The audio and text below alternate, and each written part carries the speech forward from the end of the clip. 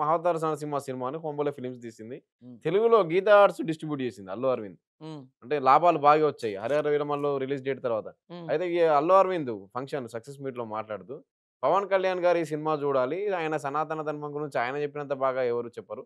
ఈ సినిమాని ఒకసారి జూడాలి అన్నారు. హ్మ్. ఆ తర్వాత నుంచి ఏంటి 'హరిహర వీరమల్లును' 'మహావతార్‌ను' పోలుస్తూ సోషల్ మీడియా ట్రోల్స్ మొదలయ్యాయి. సనాతన ధర్మం అంటే ఇది, ఇలా తీయాలి సినిమా 'హరిహర వీరమల్లు' ఏంటి ఇలా అని. అంటే హ్మ్. ఎందుకు ఇదంతా? మళ్ళీ ఒక వివాదంగా అల్లు అరవింద్‌కు చుట్టుకోదా? ఇప్పుడు ఎలాగైనా అల్లు అరవింద్ యొక్క విధానాన్ని తప్పుపట్టే ఆలోచనలోనే ఉన్నారు. ఎలాగైనా తనని తప్పుపట్టే ఆలోచనలోనే ఉన్నారు. ఇప్పుడు కొ ఈ ఈ ఇప్పుడు తిను ఏం చెప్తే మాత్రం ఉపయోగం ఏంటి? అసలు ఎందుకు కంపారిజన్ చేస్తున్నారు? కళ్యాణ్ బాబు యొక్క అభిమానుల మధ్య, అల్లు అర్జున్ యొక్క అభిమానుల మధ్య హ్మ్. ఈ రాక్షస క్రీడకి ఎందుకు అంకురార్పణ చేస్తున్నారు? అంటే ఎవరన్నా కావాలని పని కట్టుకొని ఇలా చేయండ్రా అని చెప్తున్నారా? నేను నేరుగా అడుగుతున్నా. ఇది తప్పు గదా! హ్మ్. ఇప్పుడు ఇది యానిమేషన్. అది క్రియేషన్. హ్మ్. ఇది యానిమేషన్, అది క్రియేషన్. దానికి దీనికి సంబంధం ఏంటి? ఇలా మనుషుల కులాల మధ్య, మతాల మధ్య చిచ్చు పెట్టినట్టుగానే ఈ సినీ రంగంలో ఇలా వీళ్ళ మధ్య కూడా చిచ్చు పెట్టి పైశాచిక సునకానందం పొందుతున్న కుక్కలకి నేను ఒకటే చెప్తున్నా. వీలుంటే మంచి చెయ్యండి. చేత కాకపోతే పక్కకి పోండి.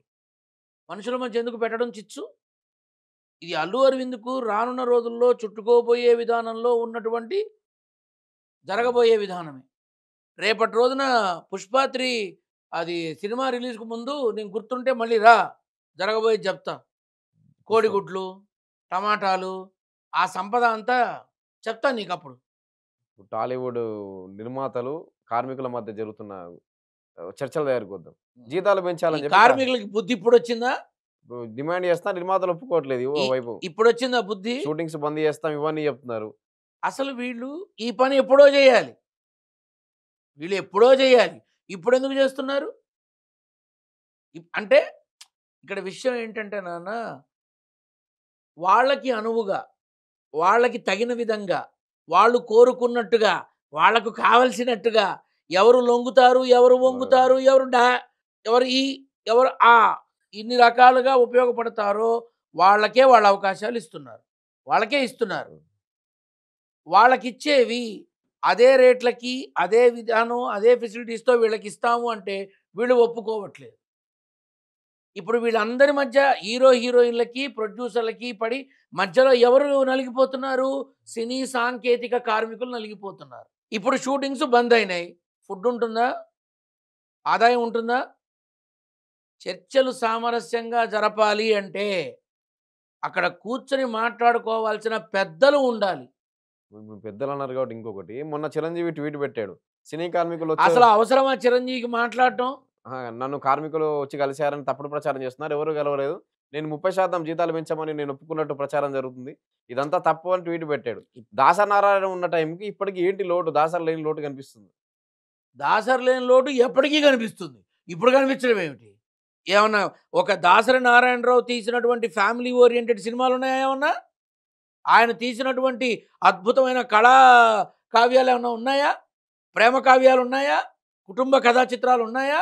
ఏవున్నాయి? సినీ ఇండస్ట్రీ ఉన్నంత కాలం శతచిత్ర దర్శకుడయ్యా. ఆయన లోటు సినీ రంగం కళామ తల్లి ఉన్నంత వరకు తల్లికి పెద్ద కొడుకు పోతే తల్లికి బాధ ఉండదా? అలాగే కళామ తల్లి కూడా బాధపడుతుంది. దాసనారాయణరావు లేనందుకు. ఇప్పుడు సినీ పెద్దలు చాలామందే ఉన్నారు. అగ్ర హీరోలో ఉన్నత స్థానం చిరంజీవిది. No doubt. మొన్న డయాస్ మీద చిరంజీవి తను అంతట తాను ఇలా ట్రోల్ చేస్తున్నారు, ఇలా సోషల్ మీడియాకి మాట్లాడుతున్నారు. దూరంగా ఉంటారని అసలు అవసరమా చిరంజీవికి చెప్పడం? రాజకీయాలకు దూరంగా ఉన్నా తిడుతున్నారు. ఇవన్నీ చెప్తున్నారు ఎందుకు? ఎందుకు అవసరమా? అసలు ఇన్నాళ్లుగా ఏనాడు మాట్లాడలా. ఏనాడు చెప్పలా. ఇవాళ ఎందుకు నిజంగా that is the biggest mistake by him. తను అలా అవసరం ఓ ఇలా అన్నారా? ఓకే. అని ఒక చక్కటి చిరునవ్వుతో 30 ఏళ్ళు దాటేశాడు. ఇప్పుడెందుకు మాట్లాడడం? బరస్ట్ అయిపోయినట్టు ఒకటి. ఎందుకు మాట్లాడడం? దేనికి మాట్లాడటం? సో, ఇప్పుడు రాజకీయంలో ఉంటూ ఒకే కుటుంబానికి చెందిన వ్యక్తులు మాకే పదవులు అక్కర్లా. కళ్యాణ్ బాబు కుటుంబానికి ఒకటే పదవి. ఎవరు ఏమి ఉండరు ఇన్ని మాట్లాడారు. మళ్ళీ ఇవాళ ఏమైంది? కుటుంబానికి 4-5 పదవులు ఉన్నాయి. ఎవరన్నా అడిగేవాడు ఉన్నారా? ఎవరన్నా క్వశ్చన్ చేస్తారా? చెప్పు, ఎవరన్నా చేస్తారా? పిలిచి మరీ పదవులు ఇస్తున్నారు. ఎమ్మెల్సీ రేపో ఎల్లుండో ఎప్పుడో చిరంజీవికి ఇచ్చినా నేనేం ఆశ్చర్యపోను. చిరంజీవికి ఇచ్చిన అంటే ఇప్పుడు ఆయన రాజకీయాలకు దూరంగా ఉంటారా లేకపోతే పార్టీ మారుతారా? ఏంటి ఇప్పుడు చిరంజీవి? గవర్నర్ రాజకీయాలతో సంబంధమా? రాష్ట్రపతి రాజకీయాలతో సంబంధమా? రాజ్యసభ మెంబర్షిప్ ఇచ్చి కేంద్ర మంత్రిగా ఇస్తే రాజకీయం. ఆ 2 రాజకీయం కాదుగా, గౌరవప్రదమైన స్థానంగా గవర్నర్ లేదా కదా ఇవ్వచ్చు కదా. కాదంటానికి కూడా లేదు కదా. అవుతాడేమో, అయ్యి తీరుతాడు. ఆ యోగం ఉంది. అది సినిమాలో అయితే ఏంటి, ఇంకో యోగం ఉన్నప్పుడు మురుక్ కాలువలో ఉన్నా వచ్చి ఇక్కడ కూర్చుంటారు. చిరంజీవి చక్కగా పని అని ఓ నవ్వు నవ్వి వదిలేయాలి. అంటే గతంలో అలాగే చేసుకుంటూ ఉండేవారు. అంటే ఎవరేమన్నా పట్టించుకోకుండా అలానే ఉండాలి. కానీ మొన్న ఎందుకు తను ఓపెన్ అయిపోయాడు? Because might be he came on to the frustration. అంటే ఒక వయసు దాటిన తర్వాత ఎవరికైనా చాదస్తం కామనే అనేది ప్రూవ్ అయిందా అంటున్నా. ఇక్కడ నన్ను ఇప్పుడు చిరంజీవి అభిమానులు జాగ్రత్తగా ఆలోచిస్తే అర్థమవుతుంది. వాళ్ళ ఇళ్లలో 60 దాటిన తల్లిదండ్రులు కూడా చాదస్తం కొద్దీ ప్రతిదీ అనుమానిస్తూనే ఉంటారు, ప్రతిదీ తిడుతూనే ఉంటారు, ప్రతిదీ అడుగుతూనే ఉంటారు. ప్రతిదానికి ఊరికి అడుగుతా ఉంటాం చెప్పిందే చెప్తూ ఉంటారు కదా. అర్థం చేసుకుంటే అర్థమవుతుంది. లేదు నన్ను తిడతాను అంటే తిట్టుకొని చావండి, నేనేం చేయను, నేనేం పట్టించుకోను. కానీ ఇన్నాళ్ళు చిరునవ్వుతో ఎలా పక్కకు తోసేశాడో అలాగే తోసేస్తే బాగుండేది.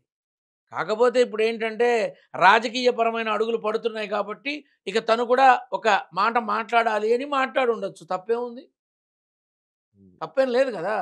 సో అందజే ప్రతి వాళ్ళు ఎవరికి వాళ్ళు వాళ్ళ వాళ్ళ విధానంలో మాట్లాడుతున్న ప్రతి విషయాన్ని భూతద్దంలో పెట్టి చూస్తే పెద్దగా కనబడుతుంది కదా. దాన్ని మళ్ళీ భూతద్దంలో చూసి చూపిస్తున్నారు బయట.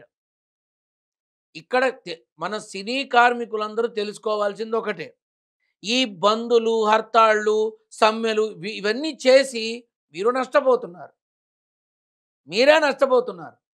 మీ మధ్య సయోధ్య కుదర్చడానికి ఎవరు ముందుకు రావట్లా.